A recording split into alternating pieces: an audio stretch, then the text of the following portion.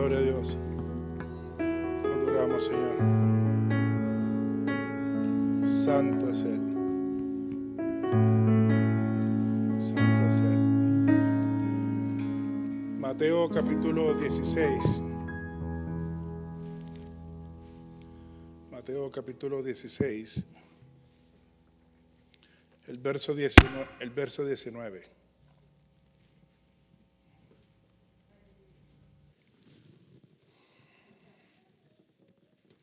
Mateo capítulo 16, el verso 19.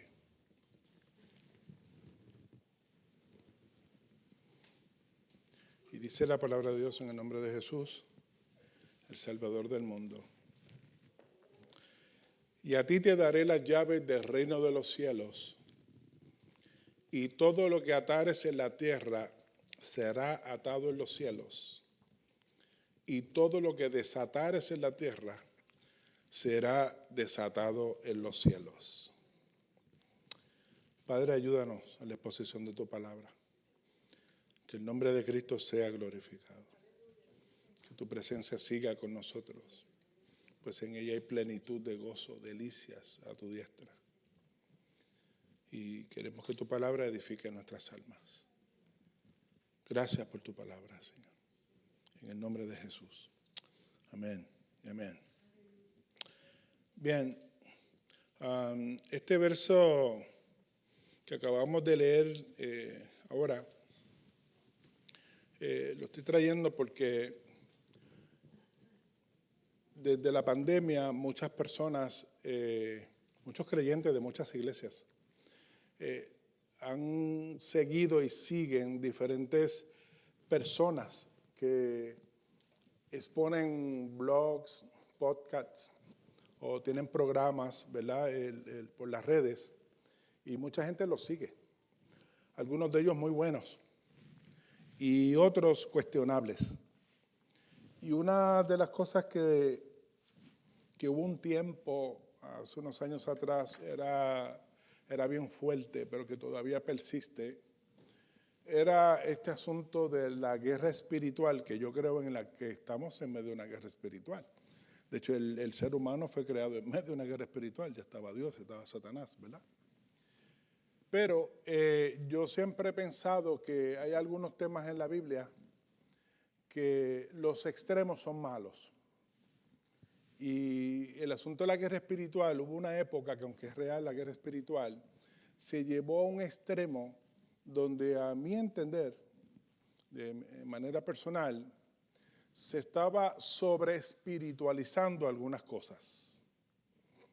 Entonces, como desde la época de que yo me convertí, este asunto de lo que es la unción y el poder de Dios se manifestaba pues a través del fuego. Y yo entendía eso, fuego era el mover del Espíritu, y yo creo en el mover del Espíritu. Pero yo veía que la mayoría de los predicadores, para ellos fuego era gritar, dar puño, o sea, y se quedaban sin voz. Entonces el otro día, estoy sin voz, pero tú me entiendes. Entonces, y decir cosas bien impactantes, y algunas de ellas, para mí entender, que apelaban mucho a las emociones. Eso no significa que todo lo que se hacía era mal.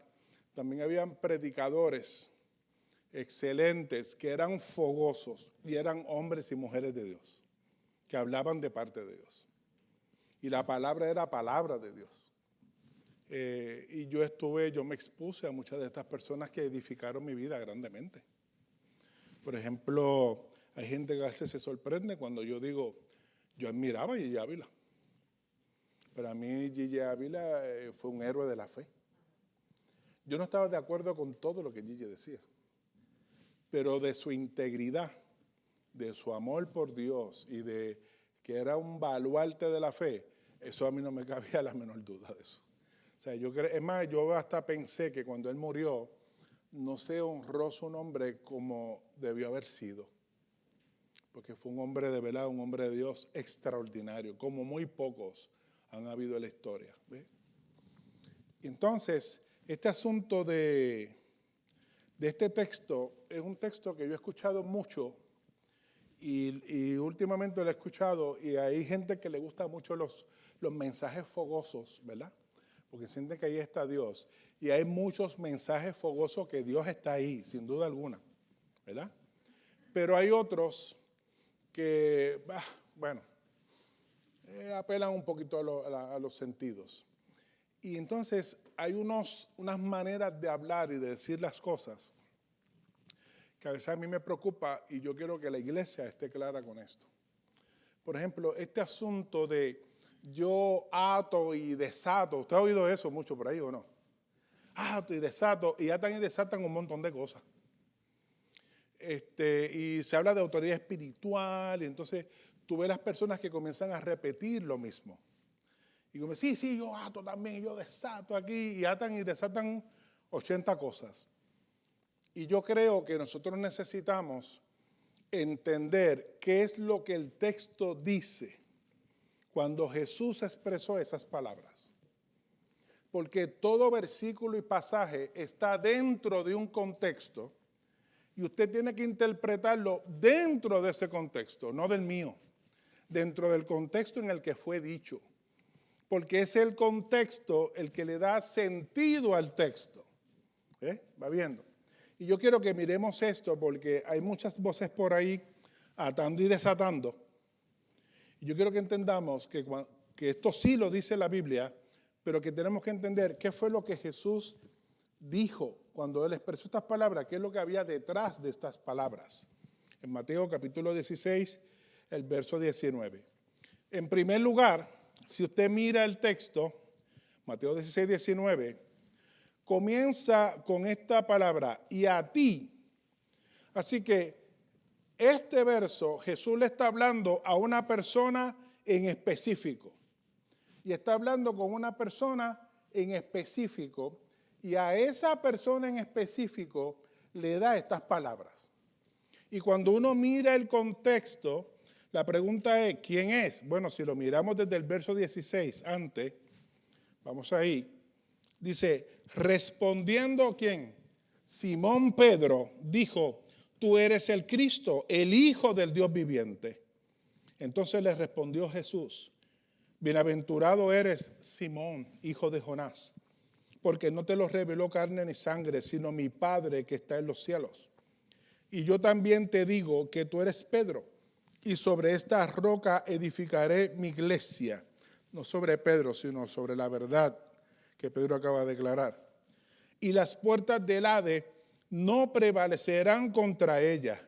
Y ¿a ti quién? A ti, Pedro, te daré las llaves del reino de los cielos, y todo lo que atares en la tierra será atado en los cielos, y todo lo que desatares en la tierra será desatado en los cielos. Así que Jesús le habla ¿a quién? A Pedro, y le da una autoridad a Pedro, que está relacionado con las llaves del reino y está relacionado con la autoridad de atar y desatar. A causa de este texto, se han levantado comentarios, algunos llamados jocosos, ¿verdad? De que aquí por eso es que cuando usted muera, se va a encontrar con Pedro en la entrada y que a Pedro es que te va a decir si tú puedes entrar o no puedes entrar. ¿Usted ha escuchado eso antes?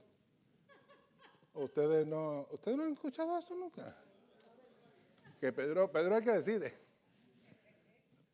Yo creo que va a ser sustituido por otra persona, pero después le digo. Sí, porque hay una persona que tú sabes. Entonces, y lo sacan de aquí porque dicen, no, porque esa fue la autoridad que le dio Jesús a Pedro. Entonces tenemos que tener un poquito de cuidado a esto. Me gustaría separar las dos cosas, lo que es las llaves del reino y lo que es atar y desatar. Mirar una cosa y después mirar la otra, ¿verdad? Y hacer un análisis un poquito. La pregunta es, cuando le dice que le va a dar las llaves del reino de los cielos, ¿qué está diciendo? ¿Que Pedro decide quién es salvo o no es salvo? ¿Que Pedro decide quién entra al cielo y quién no entra? ¿Verdad? Sería una buena pregunta. Porque le está dando las llaves de ¿qué? Del reino de los cielos. y uno pudiera interpretar ese tipo de cosas. Esta posibilidad de que Pedro decide quién entra o no entra en el cielo, se descarta de inmediato. No hay manera de uno llegar a esa conclusión, porque nosotros sabemos que el único que salva es Cristo Jesús. Porque Él fue el que se sacrificó en la cruz del Calvario. Jesús, como yo le decía a los muchachos, fue el que dijo, yo soy la puerta, el que por mí entrare será salvo, ¿sí o no? También Él dijo, yo soy el camino, la verdad y la vida. Nadie viene al Padre si no es por qué, si no es por mí. No hay otro método o manera de ser salvo, de amistarnos con Dios, que no sea a través de la persona de Jesús. Eso está claro en la Biblia, sumamente claro. De hecho, Pedro mismo, y le invito a que vayamos al libro de los Hechos, capítulo 2, mantenga la Biblia ahí porque la vamos a usar. Hechos capítulo 2, Pedro estaba claro en esto. Fíjense que en Hechos 2, el verso 36, en adelante, él dijo lo siguiente, sepa pues ciertísimamente toda la casa de Israel que a este Jesús, a quien vosotros crucificasteis, Dios le ha hecho Señor y Cristo. Al oír esto se compungieron de corazón y dijeron a Pedro y a los otros apóstoles, ¿qué haremos, varones? O sea, y entonces, ¿cómo vamos a ser salvos? Y él les dice, Pedro les dijo, arrepentíos y bautícese cada uno de vosotros. ¿En qué? En el nombre de Jesucristo, ¿para qué? Para perdón de los pecados y recibiréis el don del Espíritu Santo. Así que Pedro no podía pensar que Jesús le estaba dando la autoridad de él decidir quién era salvo o no, o si él era el que tenía, ¿verdad?, esa potestad, porque él sabía que la salvación, quien decidía eso, era la fe en Cristo Jesús, o rechazar a Cristo o aceptar a Cristo, ¿verdad? Y más adelante en el capítulo 4, que es un clásico y ustedes lo saben, en el verso 12, el mismo Pedro dice, y en ningún otro hay salvación, porque no hay otro nombre bajo el cielo dado a los hombres en que podamos ser salvos. Así que Pedro está claro que a él no le toca eso, que el que salva es Jesús, que la salvación es para aquellos que han puesto su fe en Jesús, su confianza en Jesús, que se han arrepentido de sus pecados y han aceptado a Jesús como Salvador y Señor de su vida. Eso está claro, ¿verdad? Y de hecho, en el capítulo 3 de los Hechos, verso 11, dice el texto, del 11 en adelante, teniendo asidos a Pedro y Juan, el cojo que había sido sanado, todo el pueblo atónito concurrió a ellos al pórtico que se llama de Salomón. Viendo esto, Pedro respondió al pueblo, varones israelitas, ¿por qué os maravilláis de esto? ¿O por qué ponéis los ojos en nosotros, como si por nosotros o nuestro poder o piedad hubiésemos hecho andar a este? El Dios de Abraham, de Isaac y de Jacob, el Dios de nuestros padres, oiga bien, ha glorificado a su Hijo Jesús, a quien vosotros entregasteis y negasteis delante de Pilato, cuando éste había resuelto ponerle en libertad. Mas vosotros negasteis al santo, al justo, y pediste que se os diese un homicida, y matasteis al autor de la vida, a quien Dios ha resucitado de los muertos, de los cuales nosotros somos testigos. Y escuchen bien ahora. Y por la fe en su nombre, a este que vosotros veis y conocéis, le ha confirmado su nombre. Y la fe que es por él ha dado a este completa sanidad en presencia de todos vosotros. Pedro siempre glorificó a Cristo y apuntó a Cristo, siempre. Y él sabía que el centro era Jesús, no era él. Y durante la historia, Pedro se le ha colocado en un lugar que no le corresponde, que le pertenece a Cristo, ¿verdad? Entonces, la pregunta es, pues entonces, ¿qué significa esto? Darle las llaves del reino de los cielos, porque Jesús sí dijo eso, ¿cierto? Lo acabamos de leer ahora. Pues esta expresión de Jesús lo que implica es que Jesús comisionaba a Pedro en ser el precursor de abrir el reino de los cielos. Se dará las llaves porque él iba a ser el primero en predicar el evangelio. Y él era el que iba a abrir esa puerta a través de la predicación del evangelio para que las personas pudieran venir a Cristo y ser salvos. Fue Pedro el que lo abrió. ¿Dónde lo vemos? Lo vemos en Hechos 2, cuando él predica este tremendo sermón y 3,000 personas se convierten al Señor allí. Y cuando usted lee Hechos 2, del 8 al 11, ve que había diferentes etnias allí representadas. Y allí se abrió el evangelio. Y esta gente escucharon, fueron salvos y cada uno fue a sus regiones. Y allá cada uno empezó a dar testimonio del evangelio en sus regiones. Pero ¿quién fue que abrió esa puerta ahí? Pedro. ¿A través de qué? De la predicación del evangelio. Y es por eso que se le llama, que se le da las llaves, el precursor, el que comienza a abrir la puerta de salvación, que es Cristo Jesús, no es Pedro.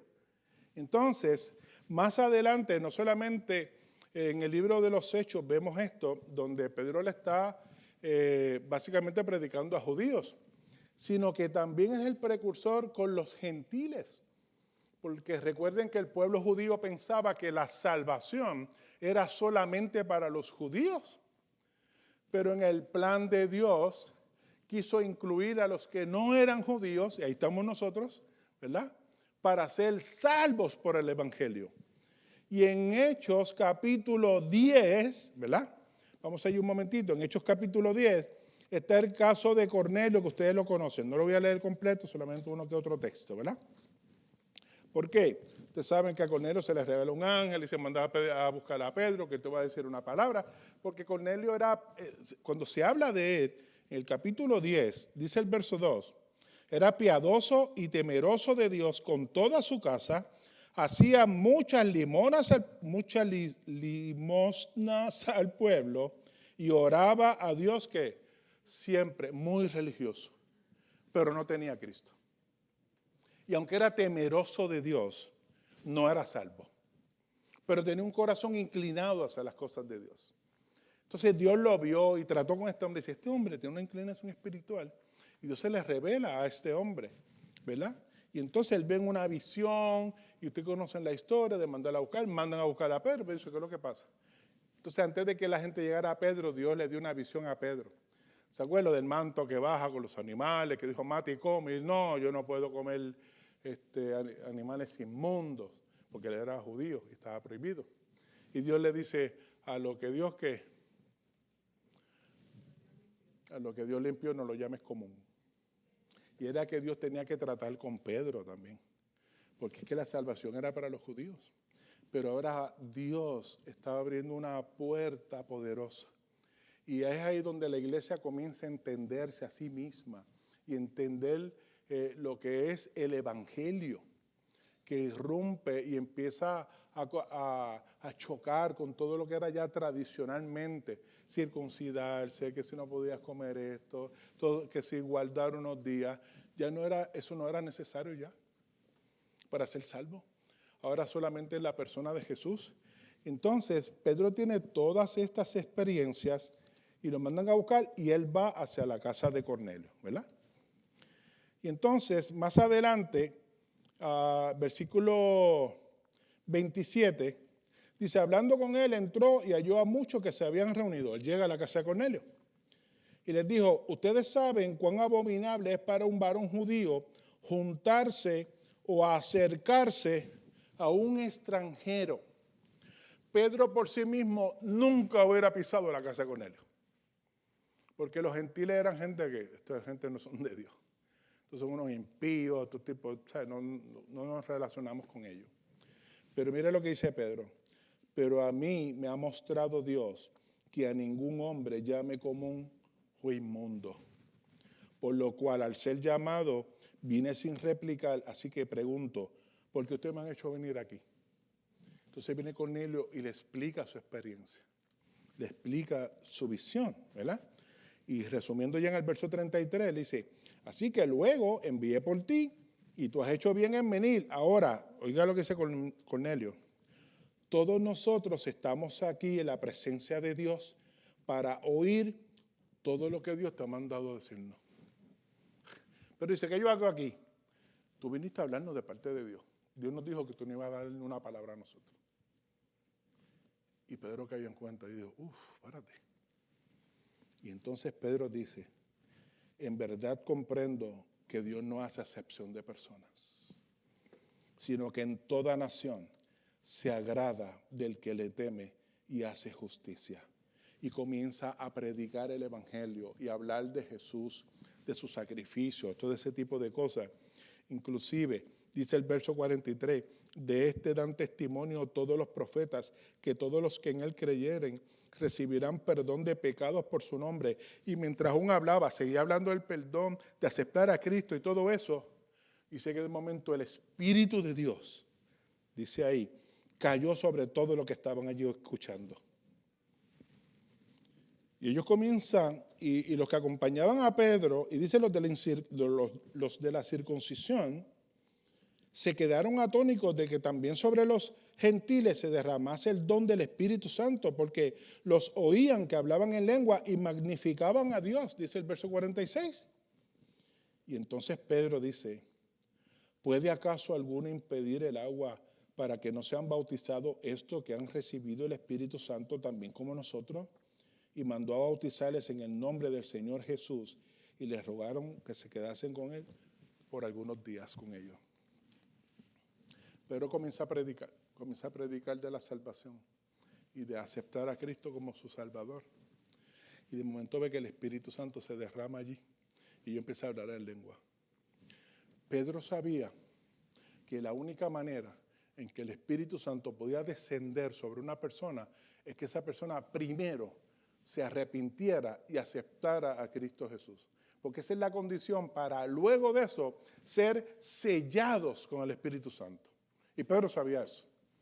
Y Pedro ya había dicho en el capítulo 2 que para ser bautizado primero había que arrepentirse y aceptar a Cristo. Arrepentidos y bautícense. ¿Ves? Eso es lo que hay. Entonces cuando Pedro ve que el Espíritu Santo se dice, estos tipos aceptaron a Cristo y Dios está confirmando que lo aceptaron de verdad. ¿Ves? ¿Por qué? Por la manifestación del Espíritu Santo. ¿Por qué? Porque en Efesios capítulo 1, lo estoy diciendo por si alguno, ¿verdad? A ver si miran extraño, ¿no? Dice, ¿dónde sacó eso el pastor eso? Efesios capítulo 1, verso 13. En él también, hablando de Cristo, vosotros, habiendo oído la palabra de verdad, estoy en Efesios 1:13, habiendo oído la palabra de verdad, el evangelio de vuestra salvación, y habiendo creído en él, en el evangelio, que creer en el evangelio es creer en Cristo, que dice, fuisteis sellados con el Espíritu Santo de la promesa. Fueron sellados ¿por qué? Porque creyeron. Si no creen, no hay espíritu. Porque el espíritu es la evidencia de que somos hijos de Dios. Y es la garantía de Dios de que sus promesas van a ser cumplidas. Porque el que no tiene el Espíritu de Dios, dice Pablo en Romanos, no es de Dios. Y mire qué interesante. Entonces cuando Pedro ve la manifestación del Espíritu Santo, dice, estos tipos se convirtieron en... Después dice, ¿quién impide que yo los bautice? ¿Hay agua? Sí, vamos a bautizar a estos tipos. Y los bautiza en el nombre del Señor. Y los gentiles, que originalmente no estaban en el plan de Dios, ¿verdad? Dado a las promesas de los judíos, pero que yo creo que sí estaba en la promesa que había hecho Abraham, de que, ¿verdad? Su generación iba a ser como las estrellas del cielo. Abre esta puerta. ¿Y quién fue el que abrió la llave de esa puerta? Pedro, pero no fue por él, sino por la predicación del Evangelio. Predicó el Evangelio a Cristo, a los gentiles que no sabían de Cristo, quién era Cristo, y Pedro le expone el mensaje del Evangelio y ellos responden a ese mensaje. Reciben a Jesús como su Salvador y allí se derrama el Espíritu Santo de una manera extraordinaria. Entonces Pedro se convierte en el precursor allí. Y esto era tan raro que pasara y se aceptara que en el capítulo 15 de los Hechos, entonces, se crea un concilio, una asamblea para discutir esto, porque dice, ¿cómo que los gentiles bautizando gentiles? El tipo se ha vuelto loco. ¿Cómo que los gentiles, sencillamente por creer en Jesús, son salvos? ¿Están locos? Y hacen una asamblea para discutir eso. ¿Están pendientes? Vamos al bochinche. Hechos 15. Vamos allá. Están locos por saber qué pasó allí. Pues vamos para allá. ¿Entiende? ¿Usted se acuerda de Bea y Tebeguía? ¿Quiénes se acuerdan de esas? Ok, los que se sonrieron ya sé de qué época son. ¿Ok? Miren el verso 1 del capítulo 15. Entonces algunos que venían de Judea enseñaban a los hermanos, si no os circuncidáis conforme al rito de Moisés, no podéis ser salvos. Y Pablo y Bernabé comenzaron a discutir, ¿verdad? Y entonces dice el verso 4, llegado a Jerusalén, fueron recibidos por la iglesia, los apóstoles y los ancianos, y refirieron todas las cosas que Dios había. Comenzaron a testificar. Y ellos comienzan a hablar y comienzan a dar su testimonio, ¿verdad? Incluyendo el testimonio de Pedro, que Pedro comienza a hablar de la experiencia de él, ¿verdad?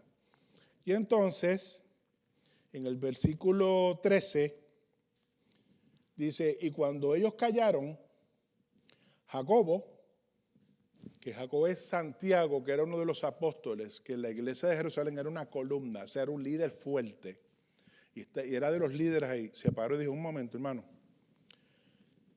Verso 14, Simón, escuche bien, ha contado cómo Dios visitó, ¿y qué dice ahora?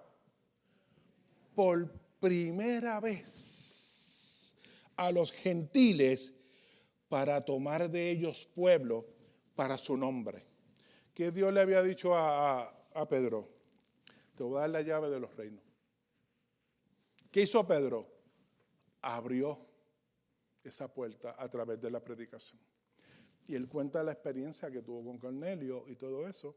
Y cuando la escucha a Jacobo y todo, dice, mira, Pedro fue el primero, el precursor, el que abrió la puerta del Evangelio. Y hemos escuchado el testimonio, nosotros no podemos dudar eso. Así que no podemos imponer sobre estas personas una carga que no deben de llevar. ¿Ve? Y entonces dice ahí, él dice, él por primera vez, Simón ha contado cómo Dios visitó por primera vez a los gentiles para tomar de ellos pueblo para su nombre, porque Dios tenía pueblo en medio de los gentiles. Dentro de ese pueblo, hermano, estamos tú y yo. Dale gloria a Dios que se abrió esa puerta. Ven ahora la implicación de te voy a dar las llaves del reino. No es que Él decide quién es salvo, es que a través de Él se iba a abrir la puerta de salvación. ¿A través de qué? De la predicación del Evangelio. Dios le estaba dando el privilegio a Pedro de que Él abriera esa puerta a los gentiles. Y los gentiles por primera vez escuchaban el mensaje de salvación y venían a los pies de Cristo. De hecho, cuando uno mira la Escritura, los intérpretes de la ley habían quitado esta llave del conocimiento del reino a través de las tradiciones. Ellos llenaron, en vez de la ley que Dios había dado, comenzaron a establecer un sinnúmero de tradiciones que la pusieron por encima hasta de lo que Dios había dicho. Por ejemplo, vamos a ver un par de ejemplos. Lucas 11:52. Es que yo quiero que vean que sí, que eso es lo que dice la Biblia. Lucas 11:52. Y dice ahí la Escritura, Lucas 11:52. Hay de vosotros que intérpretes de la ley, porque habéis quitado la llave de la ciencia, o sea, del conocimiento, de saber. Vosotros mismos no entran. Y a los que querían entrar, ustedes solo impedían. Dice, pero ahí no habla nada de tradiciones. Mateo 15, 6 al 9.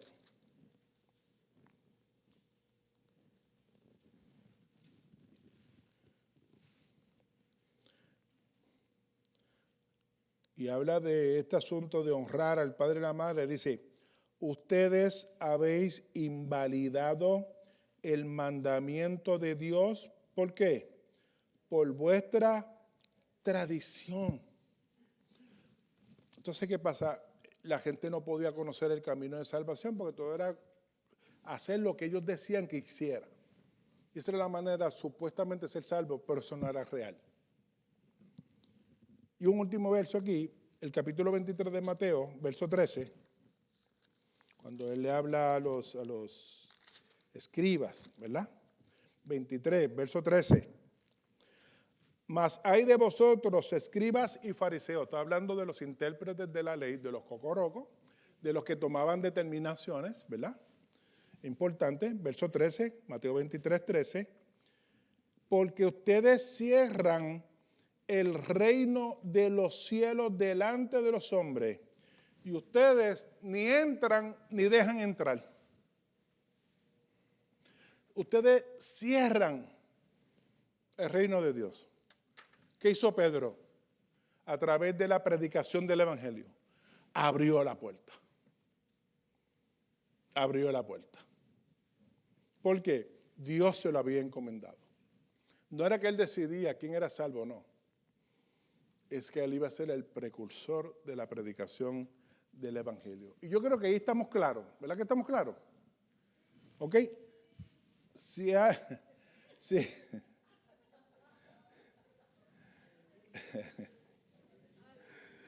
Ay, sí. Siempre pasa algo, ¿verdad? Interesante. Es que, hermano, por eso vamos a un par de textos, porque es bueno no mirar qué dice la Escritura. Y si uno va a decir algo, uno tiene que sustentarlo. Este asunto de porque es mi opinión o porque yo creo, no. ¿Qué dice la Escritura? ¿Verdad? ¿Qué es lo que dice la Escritura? Ahora vamos al asunto de atar y desatar. ¿Se acuerdan? Vamos a mirarlo separado y ya vimos lo de la llave de reino, ahí estamos claros. Vamos sin atar y desatar. Lo primero que se hace en la Biblia cuando uno está haciendo hermenéutica, interpretación, la Biblia, ¿verdad? Queremos interpretar el texto correcto, uno hace un sinnúmero de cosas. Uno lee el texto, se nos dice que es bueno analizar el contexto del pasaje, se nos dice que el fondo histórico de lo que está ocurriendo allí. Cuando hay palabras importantes, es bueno ir a la etimología, que es buscar la raíz de esas palabras y ver qué significaban en ese tiempo. ¿Por qué? Porque cuando usted y yo nos acercamos al texto, nos acercamos a un mundo de principios de siglo con una mente 2022, que no es esa la misma. Yo tengo que adaptarme al texto, a la época del texto. ¿Qué entendieron esta gente cuando se les dijo eso? Porque yo puedo interpretar lo que yo creo hoy. Pero yo no soy judío. Yo estoy con una interpretación cuando la Biblia originalmente estaba en griego, ¿verdad? Por lo menos en el Nuevo Testamento. Y tenemos unas traducciones muy buenas, de hecho, pero son traducciones. Así que yo tengo que hacer un trabajo de investigación para yo estar seguro de que la interpretación que estoy haciendo está correcta o minimizar los errores, porque nadie es perfecto. Usted puede encontrar exégetas bíblicos, teólogos, hombres de Dios llenos del Espíritu Santo, que sobre un mismo texto pueden pensar diferente, sobre un mismo pasaje. Y son hombres de Dios. Y cada uno tiene, mira, yo pienso esto, por esto, por esto y por esto. Y otro dice, Hay gente que piensa esto por esto, pero si uno analiza esto y esto y esto también, esto me da más fuerza. Y es ahí donde usted tiene que decir, para mí lo que dice este me hace más sentido. Y usted tiene que coger su propia elección. ¿Ve? Porque nadie le puede decir a usted lo que usted piensa. Usted tiene que tomar su elección. Pero tiene que hacerlo responsablemente. Y cuando tú miras las palabras atar y desatar, en vez de tomarla a la ligera, uno debería de mirar qué significaba en ese tiempo. ¿Verdad? Buscar el significado de las palabras es importante. Por ejemplo, de José se dice, y no la conoció hasta que dio a luz, ¿verdad? A Cristo. Dice, no, pero ellos se conocían desde antes. Si eran novios. Lo que pasa es que conocer, no es el mismo conocer que tú y yo. Conocer ahí implicaba relaciones sexuales. Pero si usted no va al original y estudia la palabra, dice, eso me está medio raro ahí, como que no la conocía, si eran novios, o está loco esto aquí. ¿Ves? Y así hay muchas. Hay palabras, por ejemplo, la palabra carne, tiene mucho significado en la Biblia. La misma palabra. Por ejemplo, y ellos comieron carne. Habla de un animal o algo que están comiendo. El Dios de toda carne, ahí es humanidad. Pero cuando habla Pablo, no satisfagáis los deseos de la carne, habla de nuestra naturaleza pecaminosa. O sea que dependiendo del contexto donde está la palabra, es su significado. La palabra mundo, ¿verdad? Porque de tal manera amó Dios a quién? Al mundo. Eso está en Juan, ¿qué? 3:16. Pero si usted va a Primera de Juan, capítulo 2, allá el mismo que escribió Juan, el mismo Juan que dijo que de tal manera amó Dios al mundo, dice, no améis al mundo ni las cosas que están en el mundo. Él dice, me están confundiendo aquí. Aquí dice que Dios ama al mundo y Juan dice que no ama el mundo. ¿Cómo va a ser? Porque cuando en Juan 3:16 es amar a la humanidad y al mundo físico también. La naturaleza hay que amarla. Pero en Primera de Juan habla de cómo el mundo opera. Es distinto. No habla de las personas, sino cómo el mundo funciona. No te moldes a eso, porque las cosas del mundo no vienen de Dios. ¿Verdad? Los deseos de la carne, de los ojos, la vanagloria de la vida, todo eso proviene del mundo. No ames al mundo, sus cosas, ¿ves? No es a la humanidad. Entonces la misma palabra, dependiendo del contexto, tiene diferentes significados. Por eso hay que tener cuidado como uno interpreta la escritura y hay que ser cuidadoso. Y aquí la palabra atar y desatar, la palabra atar en hebreo significa azar, que significa prohibir. Prohibir. Y la palabra desatar, en el original es idir en hebreo, que es permitir. Una es prohibir y la otra significa permitir. Atar, prohibir. Desatar, permitir. Ok, que él puede prohibir o permitir. ¿Qué significa entonces? Pues Jesús aquí lo que le está diciendo a Pedro es que le está dando autoridad ahora para tomar decisiones. Porque recuerda que Jesús iba después para el cielo. ¿Quién se quedaba? Los apóstoles. Y aquí le está dando una autoridad, no cuestión de demonio y acto y desato como lo usamos hoy. No. Era, por ejemplo, entre las varias cosas. De hecho, él usa un término que usaban mucho los rabinos para ya sea legal o judicialmente determinar cosas, juicios, en base a cosas y datos. Y aquí lo que significa es, por ejemplo, declarar doctrinalmente una cosa o acto lícita o ilícito. Una de las cosas que Pedro iba a poder hacer. Decir que algo doctrinalmente, eso está mal. O como decía Pablo, esa doctrina no es de Dios. O si el que le enseña esto, no escuchen eso. Eso es usar esta autoridad. Y esa autoridad le fue dado ¿a quién? A Pedro. Y Pedro decía, no, doctrinalmente eso no está bien. Jesús le dio esa autoridad para determinar. Pero no era en base a quién era Pedro, sino en base a lo que Jesús había enseñado, ¿verdad? Esa era la base, y eso es bueno aclararlo. También podía imponer o levantar un anatema o excomunión.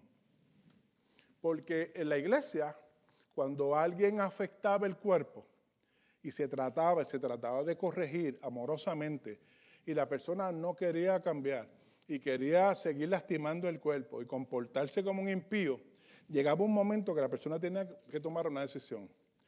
O te comportas como un creyente o te tratamos como un inconverso. ¿Qué tú eliges? ¿Ve? ¿Se acuerdan de Primera de Corintios capítulo 5, el caso aquel que fue un escándalo? Y Pablo lo maneja. Él dice, ¿cómo que hay un miembro de la iglesia que está teniendo relaciones sexuales con su madrastra? En la Biblia hay unos chismecitos bien buenos también. ¿Entiendes? ¿Y qué pasó? La iglesia no hizo nada y lo sabía. Pablo dice, ni entre los gentiles oye una cosa como esa. Ni los impíos hacen eso. Y ustedes no hacen nada. Ustedes tienen que tomar este tipo y disciplinarlo. Y lo que él había hecho era considerado tan fuerte que Pablo dice, tienes que sacarlo de la iglesia. Eso es alguien que va a contaminar la iglesia. Por eso esta frase, que sea entregado a Satanás. ¿Qué significa? Como Satanás es el que controla el mundo, cuando alguien es expulsado de la iglesia, ¿qué? Al mundo. Que no eres parte de aquí. Pero no eres parte porque no te queremos. Es que tú no quieres ser parte de aquí. Tú quieres vivir aquí adentro como se vive afuera. Y así no es. Aquí hay orden, santidad, etcétera, ¿verdad? El reino de los cielos tiene su orden. Y nosotros vivimos conforme a lo que Dios establece. No lo que dice el pastor, lo que diga el hombre, lo que Dios establece. Y si nosotros buscamos agradar a Dios, y tú quieres vivir como y así no es. Y este tipo estaba dentro de la iglesia haciendo cosas que no debía, serias. Y Pablo dice no. Posteriormente, en la segunda carta, el hombre se arrepiente y Pablo dice, perdónenlo y recíbanlo. Porque entonces cambia su actitud. Y cuando alguien falla, no es ponerle la bota encima y hundirlo y a Dios que reparta suerte. No, nuestra labor es tratar de que restaurarlo. ¿Sí o no? Siempre y cuando la persona quiera ser restaurada. Porque no todo el mundo quiere ser restaurado. No todo el mundo quiere cambiar. A la hora lo que él vive. No todo el mundo quiere crecer. ¿Ves? Entonces, pues Dios establece unas cosas. Entonces, en el atar y desatar, podía imponer o levantar una excomunión o anatema. ¿Se acuerda cuando Pablo en Gálatas, que declara anatema? Al que no siguiera la doctrina, la sana doctrina. ¿Ves? Que eso es declararlo maldito. Eso es como ponerle una que está marcado la persona. O el ejercicio de la disciplina en la iglesia local. O desatar a los pecadores o declarar en pecado a quienes obedezcan o rechacen el poder del Espíritu Santo. Esto no implica que se les da poder de salvar o condenar a las personas, sino determinar en base a su respuesta su condición espiritual. Si yo veo que la persona aceptó a Jesús, se arrepintió de corazón, hizo todas las cosas que la Biblia pide y eso, tú dices, no, él es salvo. Porque él hizo lo que la Biblia dice y tú lo puedes declarar. Pero si alguien no hace eso y dice yo soy salvo, sencillamente porque observo la ley, no, tú no eres salvo. Y él tenía la autoridad de decirle, no, tú no lo eres. Ah, pero yo me siento así. No, tú te podrás sentir así, pero no lo eres. O sea, alguien tenía que establecer la norma. ¿Por qué? Porque la iglesia siempre estaba en peligro de falsos maestros y falsas, ¿verdad? Y falsos predicadores, algunos itinerantes que iban por las iglesias. Entonces enseñaban falsas doctrinas. Entonces tenía que haber una norma, alguien que tirara las rayas. No escuchen eso. Eso no es de Dios. ¿Basado en qué? En lo que Jesús había enseñado. No es mi opinión. En lo que Jesús había enseñado. ¿Van agarrando la cosa? Muy bien. Todas estas decisiones tenían que estar basadas en la enseñanza de Jesús, ¿verdad? Porque tenían que ser honradas por Dios. Que eso fue lo que pasó allí en el concilio de Jerusalén. ¿Se acuerda que hablamos ahorita del concilio que se formó en Revolú? ¿En qué terminó eso? Bueno, vamos a Hechos 15, rapidito. Ya estoy terminando. Hechos 15, 22.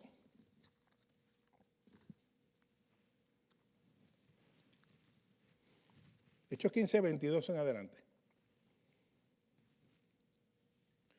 Ellos habían establecido escribir por conducto si usted mira el texto antes, Silas y Bernabé, escribir por conducto de ellos los apóstoles y los ancianos y los hermanos, a los hermanos de entre los gentiles que están en Antioquía, en Siria, en Cilicia, salud, ¿verdad? Los saludan. Y van a enviar unas cartas a todas las iglesias explicándole cuál fue la decisión que se tomó en esa asamblea. Verso 24. Por cuanto hemos oído que algunos que han salido de nosotros, a los cuales no dimos orden, os han inquietado con palabras, perturbando vuestras almas, mandando circuncidaros y guardar la ley, nos ha parecido bien, habiendo llegado a un acuerdo, elegir varones y enviarlos a vosotros con nuestros amados Bernabé y Pablo, hombres que han expuesto su vida por el nombre de nuestro Señor Jesucristo. Así que enviamos a Judas y Silas, los cuales también de palabra os harán saber lo mismo, y escuche bien ahora, porque ha parecido bien al Espíritu Santo y a nosotros no imponeros ninguna carga más que estas cosas necesarias, que os abstengáis de lo sacrificado a los ídolos, de sangre, de ahogado y de fornicación, de las cuales cosas os guardaréis, bien haréis. Pásenla bien. Tomaron una decisión. Todos estuvieron de acuerdo. Sintieron la aprobación de Dios y del Espíritu en la decisión, y esa fue la que le comunicaron a todas las iglesias establecidas en el momento. Pero ¿vieron lo que dijo ahí? Porque algunos que han salido de nosotros, estoy en el verso 24, a los cuales no le dimos orden, los han inquietado con palabras, perturbando vuestras almas y mandando circuncidaros y hacer unas cosas que nosotros no hemos mandado. ¿Ves? Pero aquí en el atar y desatar le da la autoridad a los apóstoles a tirar una raya. Decirle, no, eso no, esto es lo que se va a hacer. Si esa autoridad no estuviera, cada cual podía creer lo que quisiera. Y usted se imagina el revolú que hubiera habido. ¿Okay? Así que dejando eso claro, es importante que luego que Jesús le dice eso a Pedro, más adelante en el capítulo 18, hermano, el verso 18, Jesús dice las mismas palabras, pero ahora se lo dice a los apóstoles, no solo a Pedro. Esa autoridad ahora se la delega también a los apóstoles. Mateo 18, 18. De cierto os digo que todo lo que atéis en la tierra será atado en el cielo, y todo lo que desatéis en la tierra será desatado en los cielos. Y si usted mira el verso 1 del capítulo 18, en aquel tiempo los discípulos vinieron a Jesús y comienzan por ahí un montón de cosas, y dentro de ese contexto les dice esto ahora ¿a quién? A todos ellos. Ya no es solo a Pedro. Así que si usted se creía que el único que iba a estar era Pedro, pues entonces va a ver todos los apóstoles ahí. Imagínense así, Santiago y todo. Y Pedro, no, déjalo entrar. Y Santiago dice, no, no va a entrar nada. ¿Usted imagina los 12 apóstoles allá al frente? Como esos sitios cuando llega una figura, que llegan todos estos guardaespaldas, ¿verdad? Así, grandes, abusadores como rey, ¿entiendes? Y llegan y se paran así. Pues imagínense a todos ellos. Y usted se cree que tú son los que mandan. ¿Tú sabes quién es la jefa de todos ellos? Lucy. Lucy testificó aquí, ustedes lo escucharon el domingo, que el libro de ella es el de Levítico. Una mujer que le gusta el libro de Levítico. usted tiene que escapar por su vida. Así que yo creo que Dios la va a usar allá en el cielo. ¿Ok? Entonces, ahora se lo dice a los discípulos. Pero escuche bien esto. ¿Qué le dije yo ahorita? Cuando hace análisis, mira el contexto. ¿Cuál es el contexto que Jesús lo dice aquí? Jesús está hablando sobre el manejo y procedimiento de los conflictos. Eso comienza el verso 15. Por tanto, si tu hermano peca contra ti, ve. Repréndele estando tú y él solo. Ese repréndele significa, dile a él cuál fue la ofensa que él cometió. O sea, lo consciente de eso. Dice, si te escucha, ganaste a tu hermano. Pero si no te oye, toma aún contigo 1 o 2 para que en boca de 2 o 3 testigos conste toda palabra. Si no los oyen a ellos, dilo a la iglesia. Y si no escucha a la iglesia, tenlo por qué. Por gentil y publicano, porque quiere seguir actuando como impío, no quiere cambiar. Y después que dice eso, entonces dice que, de cierto os digo, que todo lo que atéis en la tierra será atado en el cielo, y todo lo que desatéis en la tierra será que desatado en el cielo. Autoridad. Ustedes tienen autoridad de que si esta persona no responde, tratarlo como gentil y publicano. Esa es la autoridad. Ahora se le está dando ¿a quién? A los apóstoles, a todos. ¿Van viendo qué interesante? ¿Ve? O sea que aquí el verso 18 está ratificando ahora la autoridad que ellos tienen para tomar decisiones avaladas por el cielo. Porque son basadas en ¿qué? En lo que Jesús enseñó. Son líderes y representantes del reino de los cielos. Jesús iba a regresar al cielo y a ellos les toca ejercer esa autoridad. Por tanto, ellos la ejercieron y la ejercieron muy bien. Y finalizo con esto. Hay muchos ejemplos en la Biblia que pudiéramos mencionar, pero yo creo que es suficiente. Y yo quiero dejar algo claro. No hay duda que Dios ha dado autoridad sobre los demonios. Los creyentes tienen autoridad sobre los demonios. En Marcos 16, al final, que está en la comisión, dice que expulsarán demonios. En Lucas 10, 17 y 19, dice que Él les dio autoridad sobre toda fuerza del enemigo. O sea, la iglesia tiene poder para expulsar demonios. Así que Jesús no tenía que dársela aquí para estar atando y desatando y atacando demonios, porque ya esa autoridad la iglesia lo tiene en Cristo Jesús. ¿A través de qué? Del Espíritu Santo que le fue dado. Porque la autoridad no es la persona, es la autoridad de Jesús en la persona del Espíritu Santo en nosotros. Él es el que nos da autoridad. Pero recibiréis poder cuando ¿qué? Cuando haya venido sobre nosotros, ¿quién? El Espíritu Santo. Ese es el poder, el de Él, ¿verdad que sí?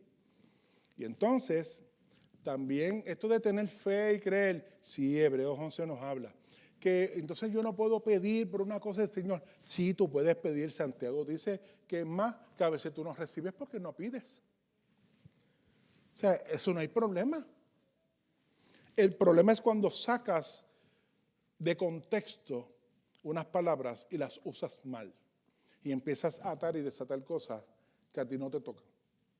Y que es un disparate. ¿Entiendes? Así que yo espero que la iglesia, entendiendo esto, cuando escuche cosas, no te emociones mucho por la gente que te dice estas cosas y es bien fogosa y tú empiezas a repetir lo mismo. Porque a veces empezamos a repetir lo mismo sin saber nosotros lo que estamos diciendo. Escuchen y analicen, hermano. No todo lo que uno escucha por ahí es bueno. Le voy a decir más. No todos los libros, aunque sea una librería cristiana de eso, son buenos. Hay muchos libros con nueva era. Hay muchos libros con filosofías humanistas, escritos por cristianos. Hay muchas maneras de pensar que a veces para llenar las iglesias y la gente son contenta ahí porque les dicen unas cosas. Ah, no, aquí es que es. ¿Ve? Busque una iglesia que quiere andar en el centro de la voluntad de Dios y de la Escritura y va a encontrar fuerza ahí. Busque una que le da lo que la gente quiere y eso es un party ahí. Pero ¿cuál es el deber nuestro? Esto. Hermano, esto no es negociable. No importa. Eso se escribió hace 2000 años, sigue vigente. No importa la cultura, los tiempos. La palabra de Dios permanece para siempre. Y no es negociable. ¿Dice amén? Gloria a Dios. Alabado sea el Señor. Y nos preparamos entonces para la cena. Yo creo que debemos darle gracias a Dios por la Biblia. ¿Verdad que sí? Y por Cristo, el Logos, el Verbo, que murió en la cruz. Y darle gracias a Dios que nos ha dado su Espíritu, que podemos entender la Biblia, porque el hombre natural no la puede entender. Le suena a locura. Por eso cuando hablamos cosas aquí, el inconverso, el impío, no sé que estamos locos, somos unos fanáticos. ¿Por qué? No la puede entender, no la puede discernir. Necesitamos la revelación del Espíritu. Y solo los que han creído en Cristo han sido sellados con ese Espíritu. Y yo creo que en esta cena vamos a hacer dos cosas. Vamos a darle gracias a Dios por el perdón de nuestros pecados y por nuestra salvación. Pero también darle gracias a Dios por tantas bendiciones alrededor de eso que nos ha dado, como lo es su palabra, como lo es ser parte de la iglesia del cuerpo de Cristo. Es una bendición extraordinaria. Tantas cosas extraordinarias que nos ha dado. Y yo quiero que le demos gracias, hermano, al Señor. Así que inclina tu rostro un momento ahí y piensa, yo te pregunto, ¿Dios ha sido bueno contigo? Toma unos minutos y dale gracias a Dios ahí. Dale gracias a Dios por lo bueno que ha sido contigo. Él es el que te sostiene todavía. Él no te ha dejado. El Dios que te ama. El Dios que te cuida, que te protege. El Dios que te ha dado promesas. El Dios que un día tú verás su rostro. Aleluya. Que nos ha dado en Él vida eterna, seguridad de salvación. Sabemos hacia dónde vamos. Que nos ha dado identidad. Que si el mundo nos rechaza, no importa, hemos sido aceptados en el amado. Dios nos ha aceptado y te acepta tal y como tú eres. No necesitamos la aprobación de nadie más. Y aún con nuestras faltas y nuestros pecados, somos amados por Dios.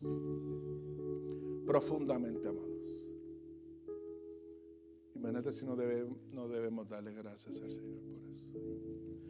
Padre, gracias por cada bendición. Tú has sido tan bueno que a pesar de nosotros, Señor, como hemos cantado muchas veces, esa fidelidad persiguiéndonos todo el tiempo. Tú ahí fiel, fiel, fiel, fiel. Tus promesas fieles, Padre. Tu gracia siempre ahí cubriéndonos, Señor. Cada día cuando abrimos nuestros ojos, te hace un regalo de tu gracia. Cuando hay un plato a la mesa, un regalo de tu gracia.